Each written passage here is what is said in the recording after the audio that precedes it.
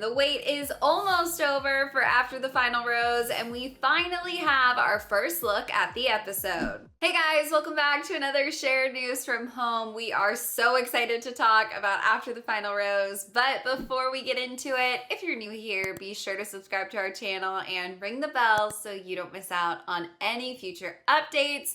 As always, I'm your host, Fiona Zaring, and I'm joined by the wonderful Avery Grooms. Avery, we have been looking forward to this for weeks, and we finally have some official details. I say we just dive right in.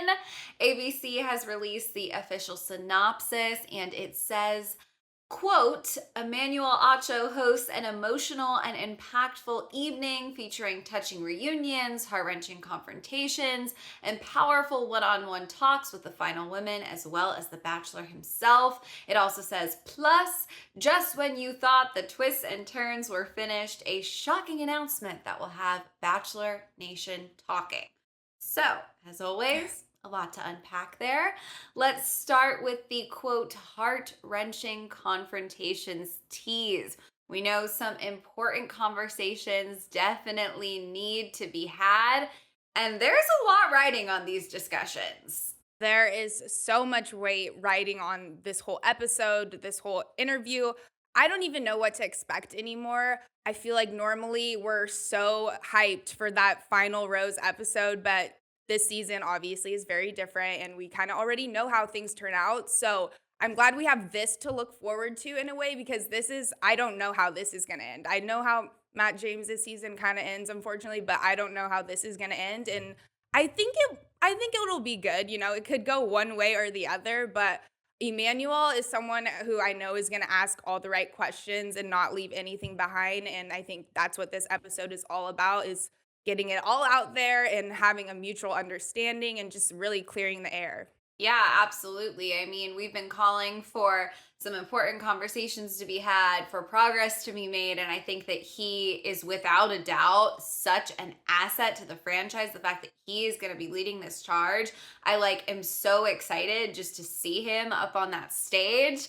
But before we get into him, because there is more to talk about there, we also have to go back to that phrase, the shocking announcement they're teasing, because I just want your take. Do you think this could be the Katie and Michelle, both as bachelorettes, both getting their own season? Spoilers that reality Steve has been teasing all week. I'm thinking that's what it is. You know, I hear shocking announcement and I'm kind of thinking, why would they even throw something shocking at us right now? Bachelor Nation has not been reacting so pleasantly to surprises lately.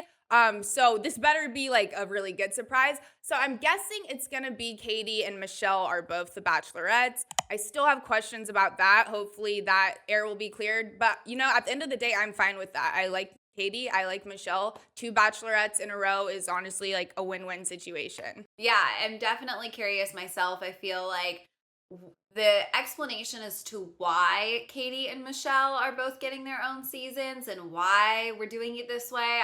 I'm excited. I love both of them, but I am curious what the explanation is going to be, right? And obviously there's going to be a Bachelor in Paradise season in between, at least if what Steve has said ends up being 100% true. So the timeline here, some of the details, the nitty gritty, I can't wait to get some answers to. And I guess I hope we get some answers to. Of course, we don't know what they're going to give us during this episode.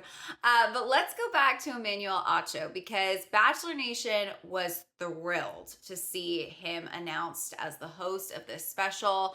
He just sat down with Good Morning America to tease what's to come, and I am getting more and more excited. He explained he has one very simple mission for the show, and that is to, quote, allow my white brothers and sisters who have watched the show and fell in love with Matt's story to understand that Matt's love story and his journey of love is different than other journeys of love, particularly because of his complexion and his skin color. If anyone can bring this level of understanding to Bachelor Nation, I have no doubt in my mind that it's him. Absolutely. Emmanuel is someone who teaches from a place of understanding, not just facts. And I think that's key, especially in talking about stuff like this. And I mean, when I said things were going to be different for Matt because he's the first Black Bachelor, I didn't like necessarily mean all of this would unfold, but there is a lot that does come with being the first Black Bachelor and some. So that's what needs to be explained. There's just a level of understanding that needs to be reached. So we could all be in peace, and understand each other and get that education, not just say, oh, I read this, I learned this. Like the understanding is definitely what's needed the most. Absolutely. I totally agree with you. And he also shared his initial reactions to the Rachel Kirkconnell controversy, which again, you just said it, being the first Black Bachelor, just in and of itself, there's a lot to unpack there. I don't think any of us expected the season to be derailed by as much controversy, after the fact, after filming wrapped as it was. But it's now an important conversation. It's an important topic that we all need to have and, understand and discuss. And Emmanuel gave some insight as to how he may handle this conversation on Good Morning America. He said, quote, my initial reaction to Rachel's social media posts was, yikes, that's not a good look. My secondary reaction was, everybody pump the brakes because I believe her photos were racially insensitive and racially ignorant. Racial insensitivity and racial ignorance can play itself out as racism, but it doesn't necessarily classify someone as a racist. So we can see from the photos that ABC released that there's definitely going to be a sit down between Emmanuel and Rachel. Rachel has, of course, apologized on social media, but this is going to be the first real dialogue anyone has with her about this controversy. It really is. And I feel like the part where Emmanuel touched on like racial ignorance can play itself out as racism, but it doesn't necessarily classify someone as racist. That's kind of like what's going on here. Fiona, you and I talked about this. Rachel doesn't seem like a bad person. Like she wasn't even a villain on the show. She was very unproblematic. And then this stuff came out. And of course, I still think she means well, but it's just there's this ignorance and lack of education, and it leads to all this conflict just because people aren't educated on topics or they don't understand it. At the end of the day, I think she's a sweet girl who means well, but that's why these conversations need to be had, and that's why we're even in this position in the first place. So I just think it's awesome. Like that quote was perfect that he said right there, and it's really hopeful for some great promising discussions. And I think a lot of people are going to learn stuff from this conversation with Rachel and with Matt as well. Yeah, I mean, absolutely. You and I talked about when she released that statement. It was a completely well written, well crafted statement that explained that she wasn't coming from a place of hate. It definitely was coming from a place of ignorance, but that, can't be an excuse.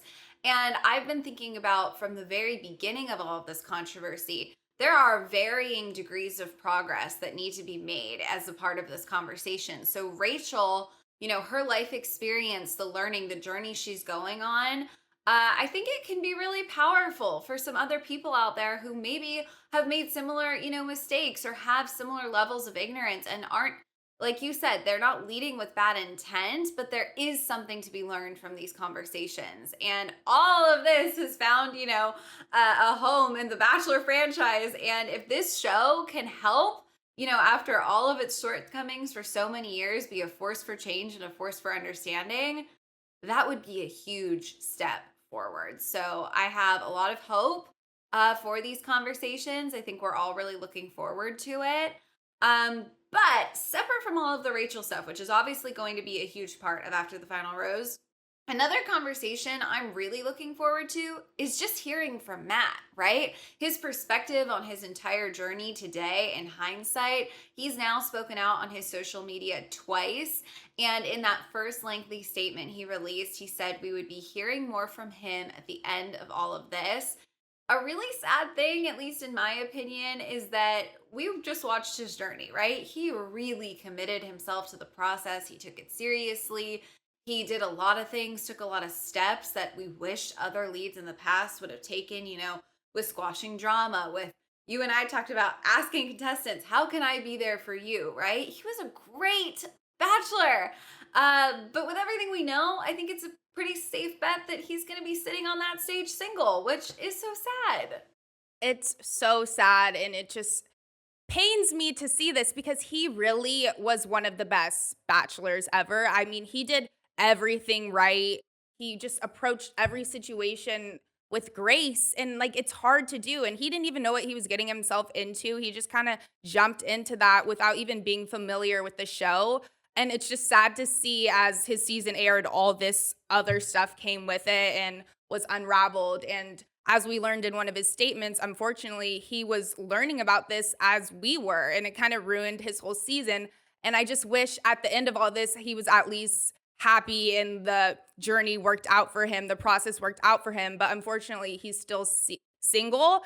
And just it takes a lot to be in his position. And I feel like he was kind of forgotten about throughout all of this. And he's probably feeling this the most. And he still has to take it upon himself to sit down and talk to everyone and educate people on things that he shouldn't have to. But he's held it down this whole time. So props to Matt. He's a great guy. He deserves the best girl ever at this point because he's really gone through so much and people have kind of overlooked that this whole situation just literally started with him being the bachelor and he did absolutely no harm.